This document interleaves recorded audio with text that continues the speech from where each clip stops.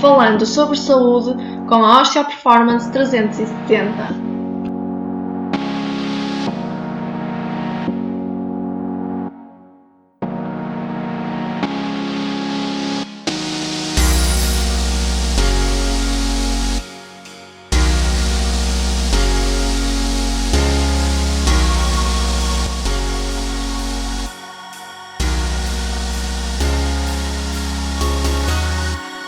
Olá a todos, o meu nome é Patrícia Rocha e a convidada que vos trago hoje é a doutora Virginie Freire. Olá Virginie, obrigado por ter aceito o nosso convite para falarmos do autoconhecimento. Olá Patrícia. A doutora Virginie formou-se em Medicina Dentária na Universidade do Porto em 2004, trabalhou 8 anos como dentista e tem inclusive uma experiência como voluntária internacional nas zonas mais desfavorecidas, como é o caso da África e a Amazónia. Em 2016 terminou o seu mestrado em Medicina Tradicional Chinesa pela Universidade de Porto, trabalhou 4 anos na Alemanha e estudou 1 ano num templo taoísta. Desde 2018 regressou a Portugal para pôr em prática todos os conhecimentos que foi adquirindo ao longo destes anos na sua especialidade de medicina tradicional chinesa. Virginie, um currículo muito interessante. Acho que tu, mais do que estás super qualificada para me responder esta pergunta. Virginie, o que é o autoconhecimento, afinal? Então, Patrícia, antes de mais quero eu agradecer o convite para esta conversa e tendo em conta que é um tema muito vasto, também é um tema bastante complexo, eu vou falar daquilo que está no meu alcance opinar, daquilo que está ao meu alcance entender e partilhar baseado na minha experiência pessoal. O que é o autoconhecimento? Como a própria palavra indica, é conhecermos-nos a nós mesmos, para podermos viver mais de acordo com a nossa natureza. Porque se não vivermos de acordo com a nossa natureza, nós não podemos expressar quem realmente somos. E isso cria bloqueios, cria desconfortos, cria desequilíbrios no nosso sistema, não só na nossa mente, não só a nível das emoções, mas também ao próprio nível do funcionamento neurofisiológico do nosso corpo. E isso leva a doença, dor e outros desconfortos. Portanto, o autoconhecimento é aproximar-nos mais da nossa natureza verdadeira e agirmos de acordo com ela. Virginie, qual é a tua experiência com o autoconhecimento? A minha experiência com o autoconhecimento faz parte do meu percurso de vida, não é?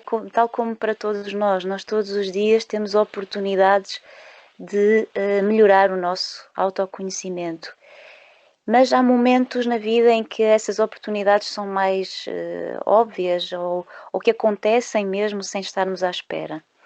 E são normalmente situações de limite ou de grande desconforto ou situações, no meu caso, que me levaram a sair da minha zona de conforto, que me permitiram, essas situações limite que me levaram a sair da minha zona de conforto, levaram-me realmente a experiências mais intensas de autoconhecimento. A primeira grande experiência, assim, se posso nomear assim experiências e descrever, a primeira grande experiência foi antes dos 30 anos. Eu tomei a decisão de me despedir do meu trabalho que tinha desde que saí da faculdade, para o qual me formei durante 6 anos de estudos na faculdade, não é? Estava numa carreira de dentista, a progredir profissional e financeiramente, mas na verdade sentia já há algum tempo algum desconforto, a sensação que a minha vida e aquilo que lhe dá sentido não estava realmente a ser preenchida. E isso fez com que dei por mim a contar os dias para os fins de semana e os meses que faltavam e as semanas que faltavam para as férias, e estava um pouco em piloto automático, não é? E foi um desconforto bastante acentuado, foi quando isso chegou a um ponto já bastante acentuado, que realmente eu sentia-me em esforço, que tomei uma decisão. uma decisão que demorou algum tempo a tomar, claro, porque também tinha, como todos temos, os nossos medos e uma situação estável e de sucesso é sempre difícil de abandonar, não é? Temos apego e temos os medos de avançar para algo desconhecido. Então, esta foi assim a grande experiência de autoconhecimento, porque eu despedi-me e fui viajar um ano, em que fiz voluntariado internacional. Nessa altura fui para a África, fui para a Amazónia, mas hoje em dia, olhando para trás, já passaram 10 anos, e hoje em dia vejo que não foi a viagem, não foi o pôr a mochila às costas e ir embora que me permitiu esse autoconhecimento. O que me permitiu esse autoconhecimento e evoluir para o que sou hoje foi enfrentar o medo de perder algo, o medo do desconhecido que aí vinha, e foi o desapegar-me das coisas a que estava apegada, não é? Os bens, aquilo que fui adquirindo, os relacionamentos, o próprio trabalho, o estilo de vida, não é? Tudo isso requeriu alguma coragem para desapegar-me e ir em busca daquilo que eu achava que tinha que ir, que não sabia bem o que era. Então essa pausa e essa desapegar-me e ir foi importante para eu poder ir ao encontro disso e saber o que é que isso era realmente.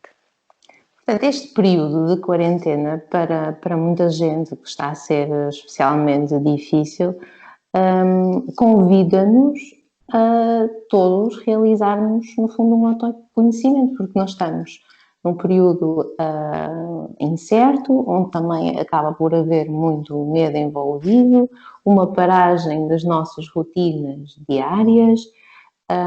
Acreditas que muita gente vai sair deste período diferente?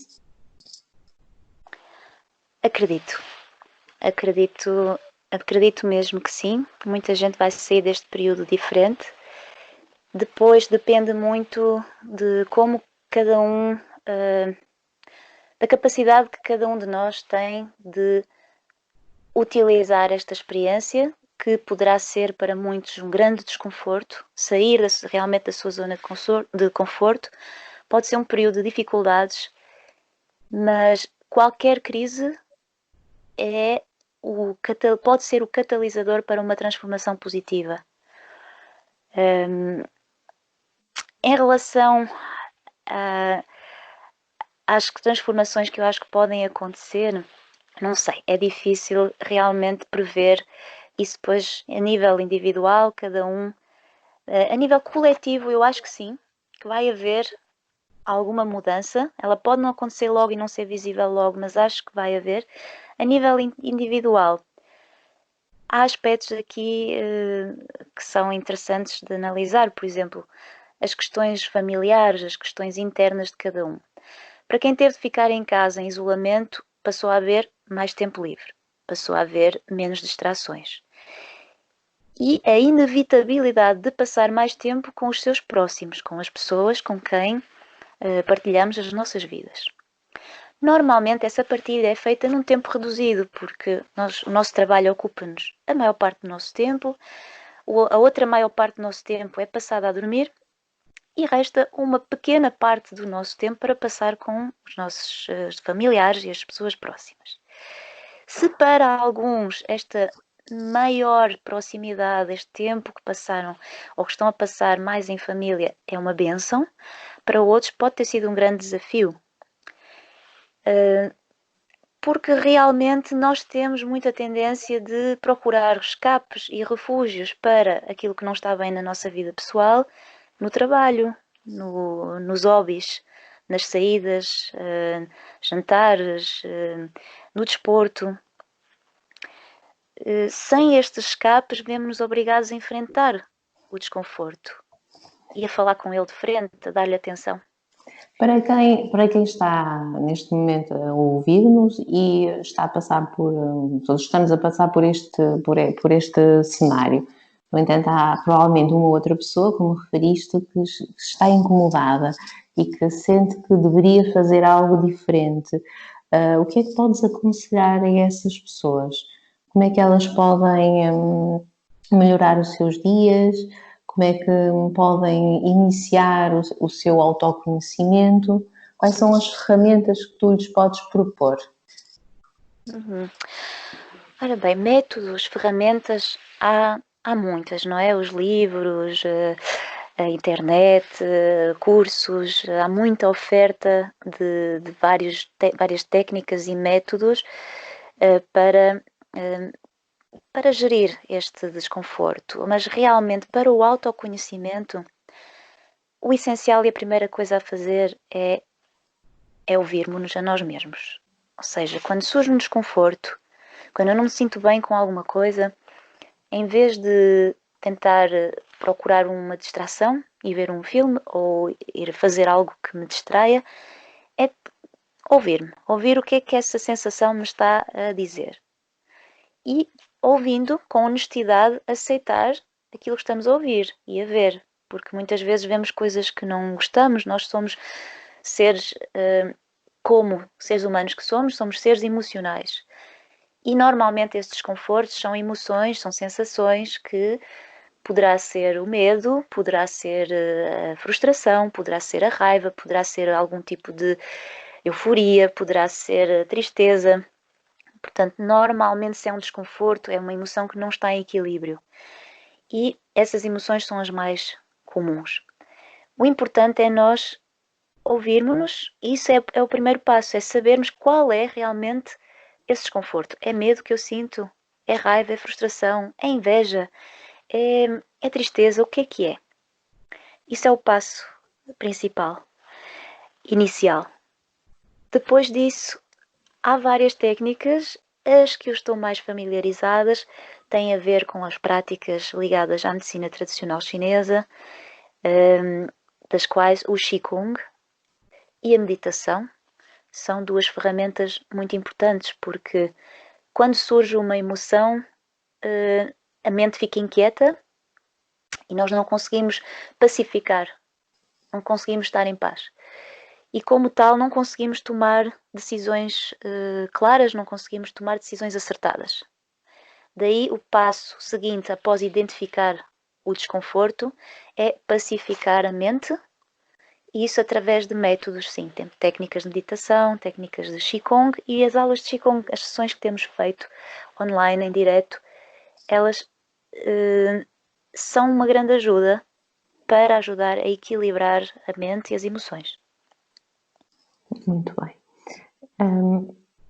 E nisto tudo, há um bocadinho falaste que podíamos ter dor física, não é? Dor a nível corporal, que poderia estar, poderia ser poderia ser um sinal de algum mal-estar emocional. Como é que tu explicas isso à luz da medicina tradicional chinesa? Para quem não tem experiência nenhuma com a medicina tradicional chinesa, para melhorem entenderem como é que isso ocorre a nível interno. Podes falar um bocadinho disso? Sim, a medicina tradicional chinesa, portanto, é uma medicina milenar, não é? Já tem 3, 4 mil anos, 5 mil anos, provavelmente 5 mil anos de existência desde os primeiros registros. E desde sempre, o diagnóstico da medicina tradicional chinesa, quando um paciente sente um desconforto e vem ter connosco, o diagnóstico inclui uma análise, uma avaliação da questão emocional, como é que a pessoa se encontra emocionalmente. Porque as emoções, quando nós sentimos, por exemplo, é normal uma pessoa sentir alegria, sentir tristeza, sentir alguma raiva, é normal, mas é normal isso passar e dar lugar a outra emoção, tudo de uma forma bastante serena e equilibrada. É quando essas emoções assumem uma proporção maior, portanto, quando estão mais presentes, que começam a criar distúrbios na circulação da nossa energia vital. Eu vou explicar isto daqui a pouquinho em linguagem mais ocidental, que é para perceberem também melhor, porque sei que é uma linguagem que estamos mais habituados. Portanto, diz-se na medicina chinesa que emoção, a própria palavra é moção. É de exterior, para fora, para o exterior. Moção, movimento. É um movimento para fora do nosso equilíbrio interno de nós mesmos. Nós estamos a sair do nosso equilíbrio. E isso faz com que a nossa energia comece a circular de forma desequilibrada. Não só a energia, portanto, dizemos que o Qi inclui toda a matéria, inclusive a não matéria, como as emoções. As emoções também são feitas de Qi e dependem da circulação harmoniosa do Qi e podem influenciar essa circulação.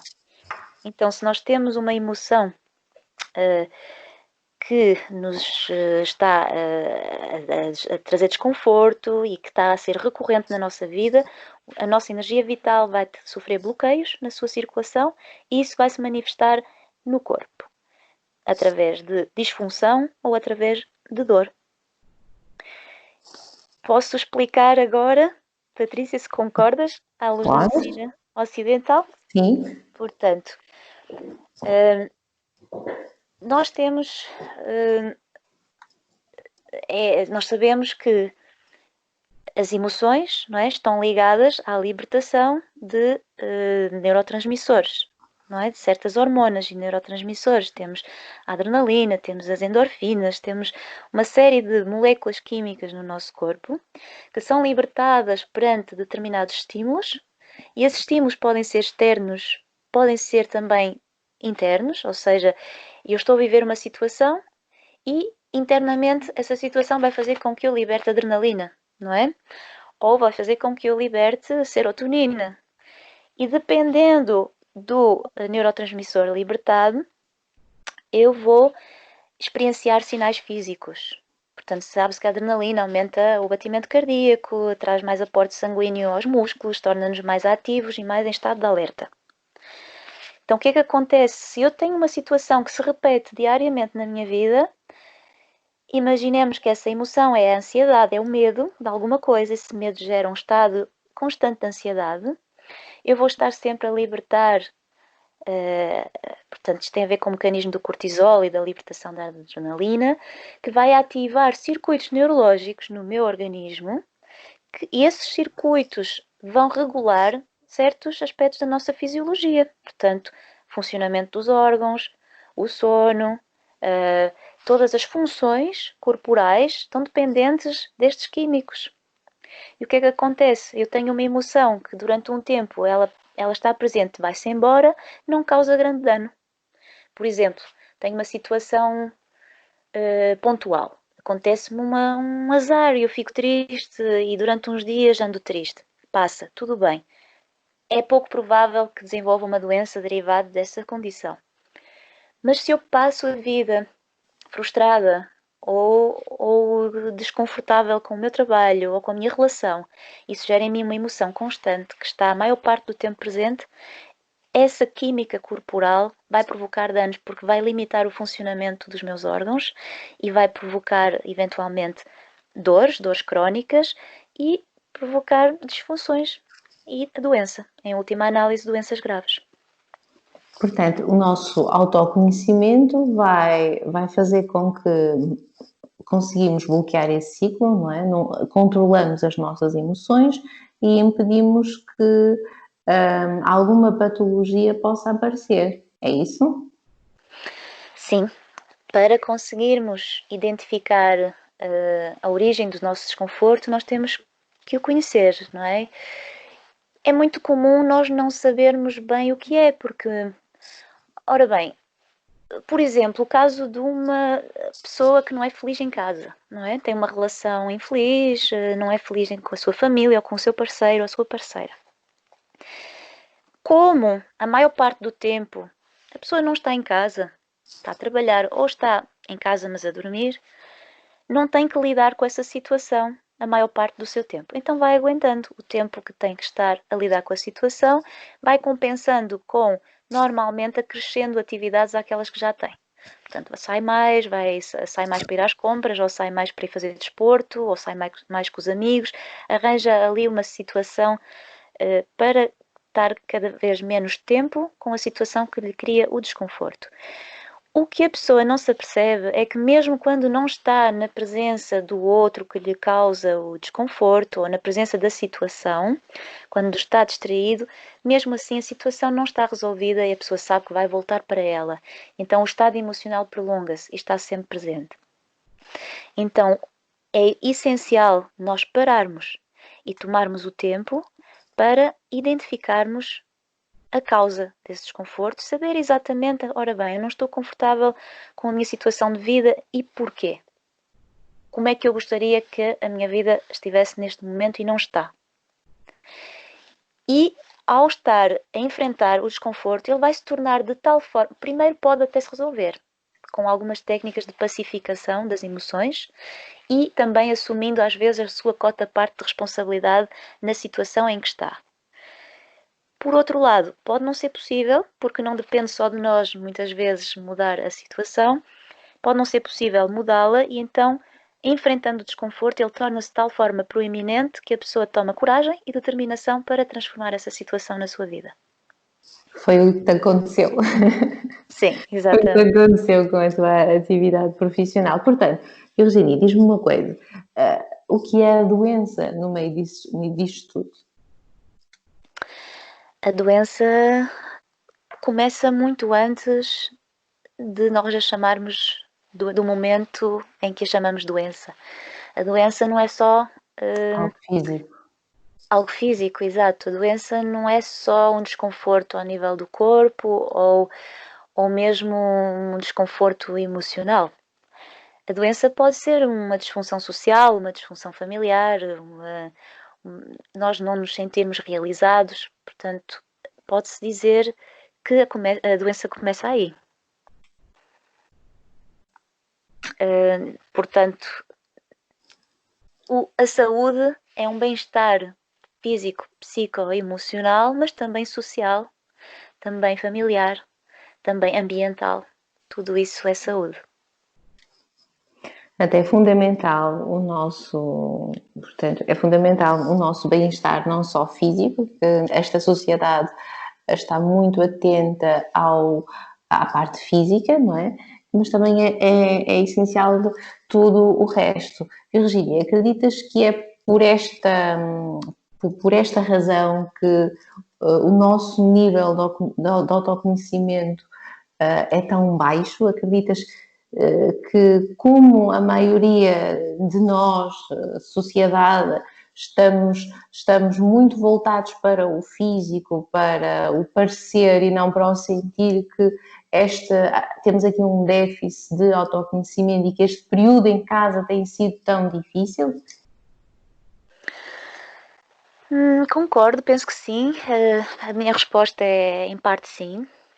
Concordo que há uma falta de autoconhecimento, porque realmente, desde que começamos o nosso percurso de vida, o nosso percurso educacional, pela família, pelos pais, pela escola, pela sociedade em geral, são os valores que são valorizados geralmente negligenciam um pouco a questão individual, não é? A necessidade individual de cada um e a noção de sucesso, a ideia que temos do sucesso, do que é suceder na vida, muitas vezes passa completamente ao lado da nossa real natureza interior, de quem realmente somos. Por exemplo, na escolha de uma profissão, por exemplo, na forma como nos relacionamos com os outros, o papel as funções e o papel que queremos desempenhar na sociedade, isso tudo é influenciado pelo nosso entorno, pelas pessoas à nossa volta. E raramente, quando somos crianças, é difícil a gente questionar-se, não é? Há crianças que se questionam bastante e até questões metafísicas, mas normalmente isso surge já quando a pessoa já está encaminhada num determinado caminho em que os outros à volta, a família, a sociedade, os professores têm expectativas e deixamos-nos levar por essas expectativas e para querer corresponder e caber na sociedade em que nos encontramos. E então não nos questionamos, porque questionar muitas vezes é criar ruptura, é voltar atrás, é reconhecer que erramos em determinado momento. E isso não é fácil e é pouco funcional, não é? Vai contra a ideia que temos do sucesso. Por exemplo, é muito comum nesta sociedade um pai ou empresário de sucesso e deposita todas as esperanças no filho que fique como seu sucessor, como com a empresa, e a própria criança, o próprio filho, cresce a acreditar que aquilo é a sua missão, é a sua realização pessoal e o seu sucesso.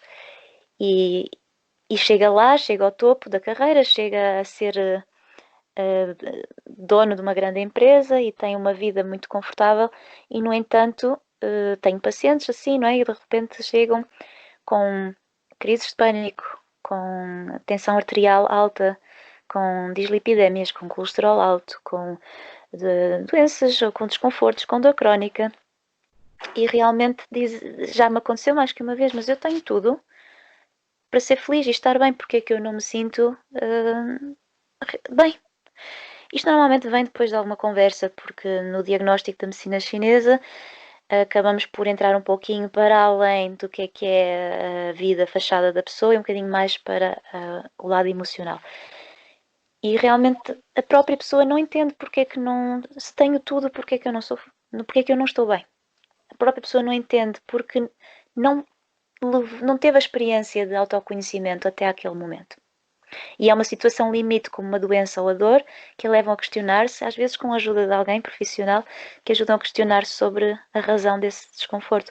Mas sim, a sociedade está desenhada para o desempenho e não para...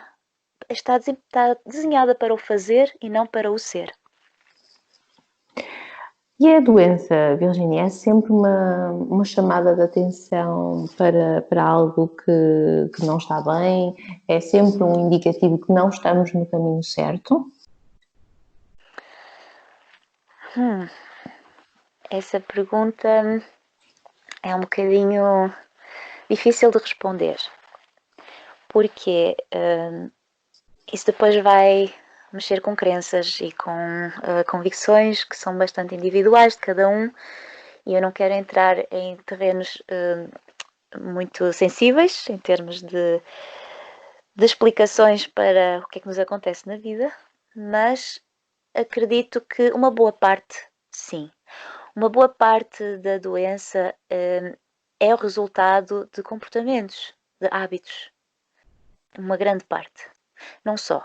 Há situações que ocorrem apesar da pessoa ter ótimos hábitos de vida, há comportamentos saudáveis e não se consegue explicar à luz da ciência porque é que uma criança pequenina, por exemplo, desenvolve um cancro, não é? À luz da ciência não digo, mas à luz desta teoria de que os nossos comportamentos e os nossos hábitos é que vão levar à doença.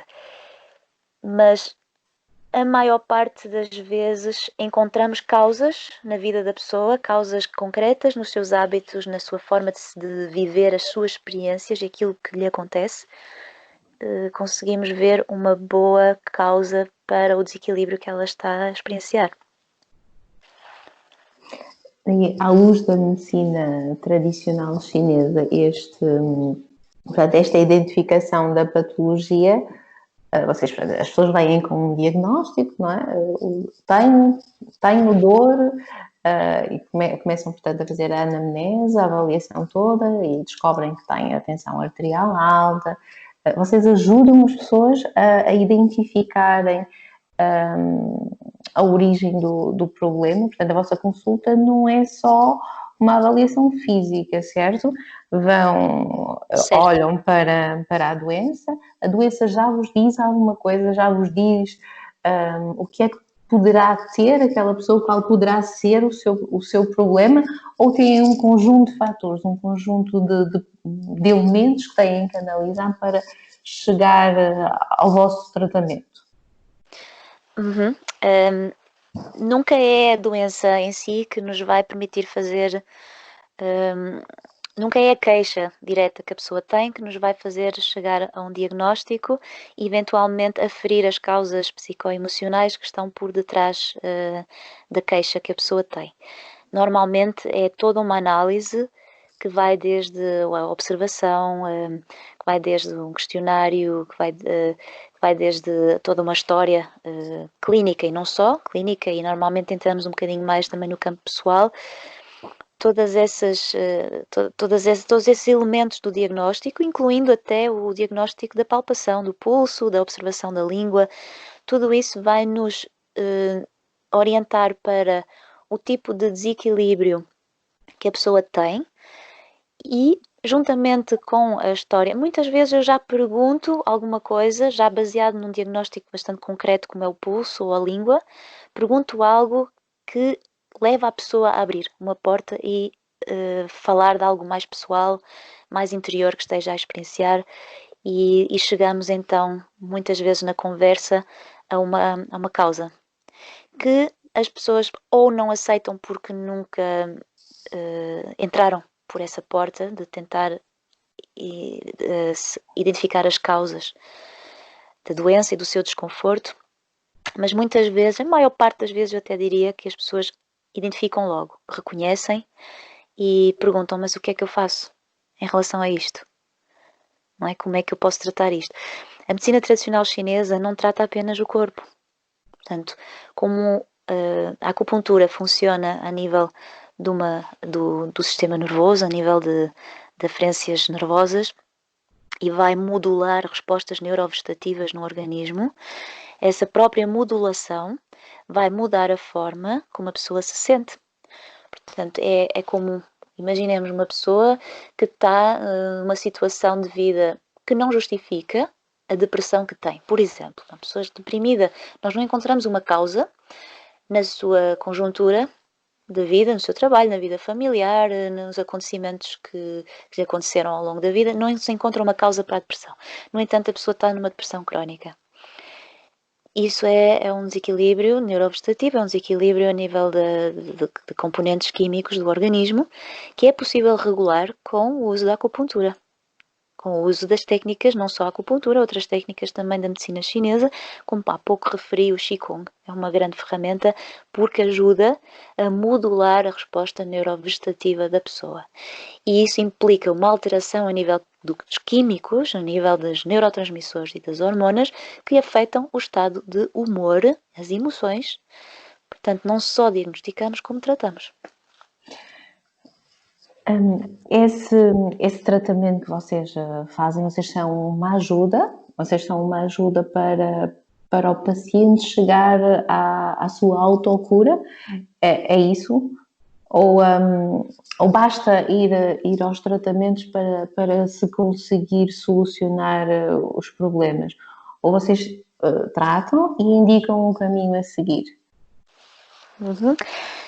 Pois cada caso tem um desenvolvimento bastante particular, portanto não há receitas nem fórmulas que se aplicam a toda a gente, mas normalmente o diagnóstico é a parte mais importante, é logo a primeira coisa, e a partir do diagnóstico eu estabeleço um plano de tratamento que vai me guiar com as técnicas que vou usar para ajudar aquela pessoa.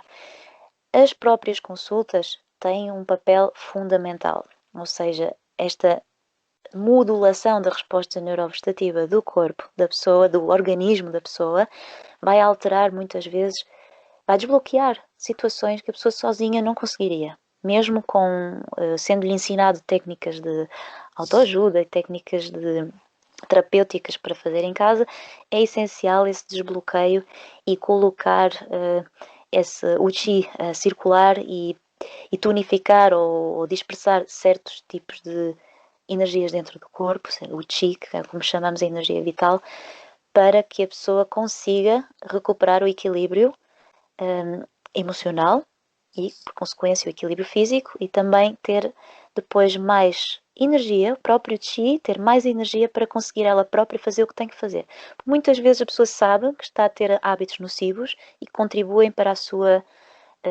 doença ou desequilíbrio e, no entanto, não tem força para sair desses hábitos. O que nós vamos fazer é trazer mais equilíbrio àquele corpo, mais chi, mais energia àquele organismo para conseguir depois ele próprio, a própria pessoa, implementar os hábitos que tem que implementar para sair da situação em que está. Mas é fundamental as sessões.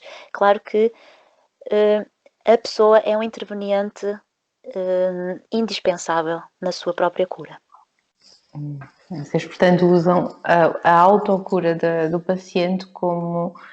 Vocês não são invasivos como a nossa medicina, a medicina que temos aqui no nível do Ocidente, acaba por ser muito para camuflar sintomas e é uma intervenção muito invasiva que impõe alterações ao nosso corpo que infelizmente muitas vezes estão orientadas para o sintoma e não para a causa desses mesmo sintomas. Vocês acabam por ir mais em profundidade, pelo que eu estou a perceber. Vocês vão, identificam, dão uma ajuda,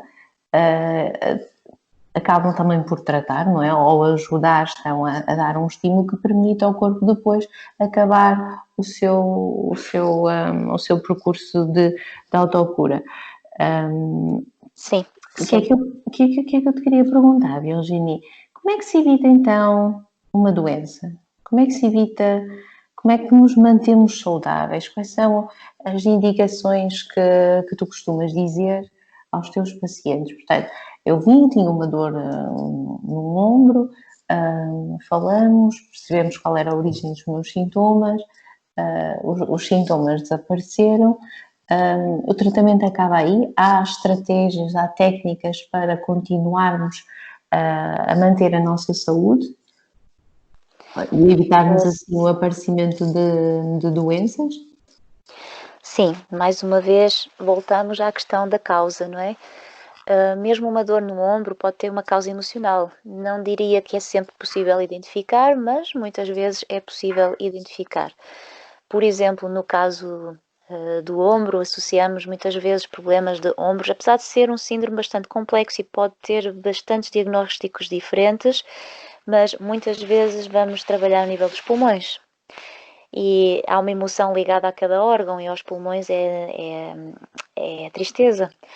Portanto, poderá não ser em todos os casos, mas se chegar à conclusão no diagnóstico que há uma causa emocional e que há normalmente sempre e que consigamos identificá-la, nós vamos trabalhar ao mesmo tempo que estamos a trabalhar a questão da dor, nós vamos trabalhar ao mesmo tempo a gestão das emoções naquela pessoa. Eu vou-lhe dar ferramentas, vou ensiná-la a fazer a adquirir certos hábitos, não só a nível de certas práticas, certos exercícios, tanto respiratórios como de movimento, como também certas práticas mais meditativas e hábitos ligados ao uso tabágico, à dieta, pronto, a nutrição é uma parte muito importante também da medicina chinesa. Portanto, é possível evitar a doença? Foi começaste por perguntar isso? Sim. Nem sempre é possível evitar a doença, mas eu acredito que muito está ao nosso alcance fazer para evitar a doença e tudo aquilo que pudermos fazer, por que não fazê-lo? Mesmo sabendo que não depende só de nós, sabendo que também depende muito de nós, acho que vale a pena tentar.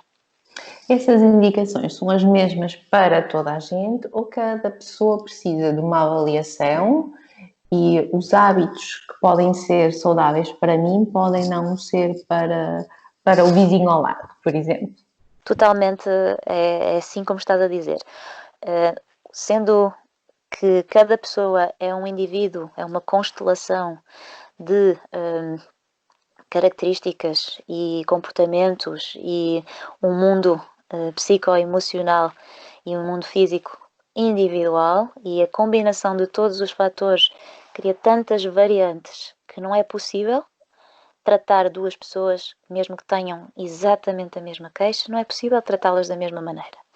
Portanto, tanto o tratamento que eu faço, que eu aplico na pessoa, é individualizado completamente. As técnicas que existem, como a amoxibustão, a ventosoterapia, várias técnicas de acupuntura que diferem umas das outras.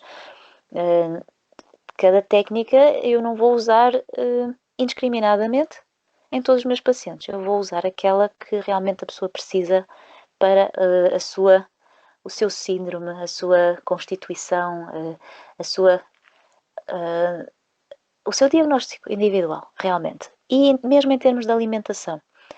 Nós temos muita noção dos alimentos que fazem bem, os alimentos que fazem mal, mas em termos de nutrição, à luz da medicina tradicional chinesa, há também alimentos que poderão fazer bem a uma pessoa e que poderão não ser adequados a outra, independentemente de se serem considerados alimentos saudáveis ou não.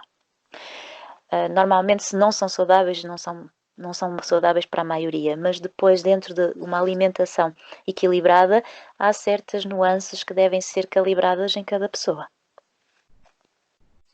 Muito bem. Virginie, há um bocadinho falaste das constelações. Queres nos falar um bocadinho mais sobre isso? O que é ao certo? Eu queria dizer, ao usar o termo constelações, talvez não seja muito próprio da medicina chinesa, mas o que eu queria dizer é que uma pessoa apresenta, por exemplo, uma constituição que normalmente é inata. Portanto, um ser humano normalmente nasce com uma constituição que, na medicina chinesa, a constituição tem a ver com as características que essa pessoa expressa. É como se fosse o fenótipo, não é? Exatamente, o fenótipo. Portanto, há o genótipo e o fenótipo, e neste caso a constituição será a expressão da essência da pessoa, que é o que nós denominamos mais como fenótipo.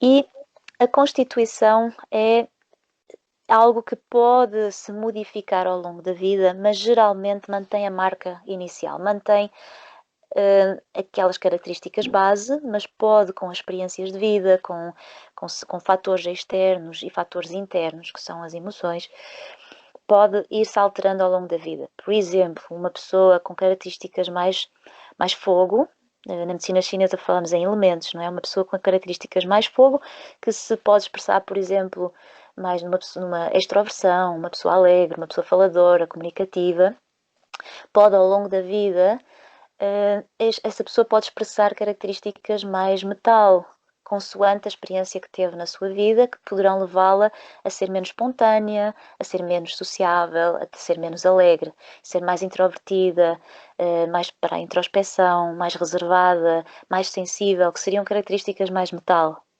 Então, em termos de medicina chinesa, falamos em elementos da natureza para descrever constituições e características, não só a nível de sintomas, como a nível mesmo de constituição da pessoa.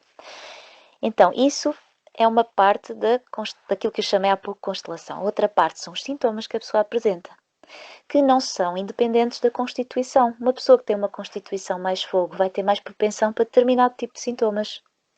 Se calhar mais ligados ao aparelho cardiovascular, por exemplo. E uma pessoa que tem uma constituição mais metal, perante o mesmo estímulo que a outra pessoa que é fogo, perante as mesmas circunstâncias, vai a expressar sintomas mais ao nível dos pulmões, do sistema respiratório, mesmo da pele, com alergias, eczemas. Será uma constituição mais metal a expressar os sintomas tendo a mesma causa externa. Portanto, a constelação é aquilo que cada indivíduo vai manifestar, dependendo do seu fenótipo e do seu genótipo, e aquilo que ele vai manifestar, tudo isso junto, constituição mais sintomas, vai ser o que chamamos muitas vezes de síndrome e aquilo que eu chamei há pouco constelação.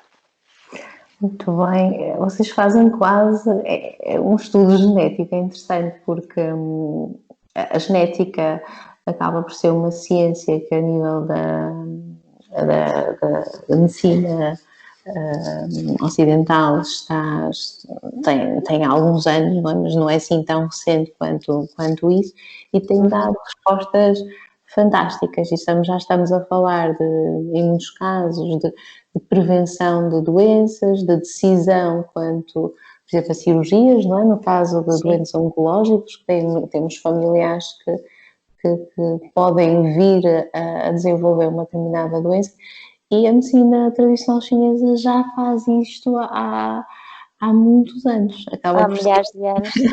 Acaba por ser já porque essa tal constituição, não é? Dizemos que uma pessoa tem uma constituição mais fogo, mais metal, e depois é um bocadinho na medicina ayurvédica também há isso, não é? Os doshas, que chamam as constituições mais kapha, vata, pitta, não é? Isso existe nas medicinas ancestrais, que no fundo é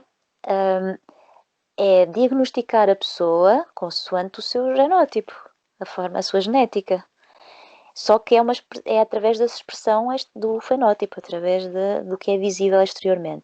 A medicina chinesa, sendo tão antiga, não compreende, não tem a ajuda dos meios auxiliares de diagnóstico. Então, os diagnósticos são feitos essencialmente pela observação de sinais e características que permitem chegar à constituição, permitem chegar à causa, não é, da doença, que tem tudo a ver com a genética, não só com os fatores ambientais também, mas sim, isso que disseste está certo. Muito bem, Virgínia. Olha, estamos a chegar ao final do nosso podcast e queria só te pedir para, se pudesses deixar aqui algumas indicações para aquelas pessoas que nos estão a ouvir e que neste momento estão em isolamento, não podem recorrer fisicamente, muito em breve vão poder a tratamentos, mas tratamentos de medicina tradicional chinesa, muito em breve vão poder recorrer, caso assim o pretendam. Quais são as indicações para essas pessoas que neste momento estão em casa, sentem que devem fazer alguma coisa, estão-se a sentir com medo, com stress, não estão a conseguir organizar os seus dias? Queres deixar uma mensagem para essas pessoas? Sim. Esta situação que estamos a viver, esta pandemia, obrigou-nos a entrar em isolamento, a maior parte de nós, e isso traz todo o desconforto, como há pouco mencionei, não é? Vem ao de cima. Situações que eram camufladas, agora não podem ser camufladas, vêm ao de cima. E muita ansiedade vem mais disso do que propriamente o medo do futuro, a incerteza do futuro. Tem a ver com o confronto com a sua natureza interior, que se está a manifestar, está a gritar: ouve-me, estou aqui. Então, o conselho que eu tenho é que realmente é um momento difícil, mas nós só conseguimos evoluir e transformar-nos para algo melhor quando passamos por uma crise, e devemos aproveitar esta crise realmente como uma oportunidade. E estando em casa, passando mais tempo em casa, vamos tentar sanar as nossas relações. É um conselho que eu tenho para dar, é sanar as nossas relações, e esse sanar as nossas relações pode começar por sanar a nossa relação connosco mesmos. Ou seja, sermos honestos, ouvirmos aquilo que eu ouço aquilo que eu estou a sentir, sinto o meu desconforto, as minhas ansiedades, os meus medos, as minhas frustrações, percebo porque que esses medos e esses desconfortos, porque é que estão a surgir, e vou tentar acalmar, respirando, praticando Qigong, praticando só exercícios, apenas estar atento à respiração, por exemplo, ajuda no momento em que surge o desconforto, a química que se está a libertar no corpo, que normalmente prolonga e aumenta esse desconforto, porque normalmente é uma bola de neve, começa a aumentar, vai fazer o contrário.